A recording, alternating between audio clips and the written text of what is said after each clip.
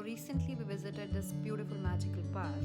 It's called the Landmark Park near Evermore in Scotland. So the rides were closed because of the weather, so we explored the forest instead. So there was an area which was an enchanted forest with lights and sound everywhere. So we were walking through it and it felt like stepping into another world. Lights, shadows, and sounds all around. It was incredible. And honestly, it completely changed the mood of the day. So if you are here in Scotland or planning to visit Scotland, you can check it out.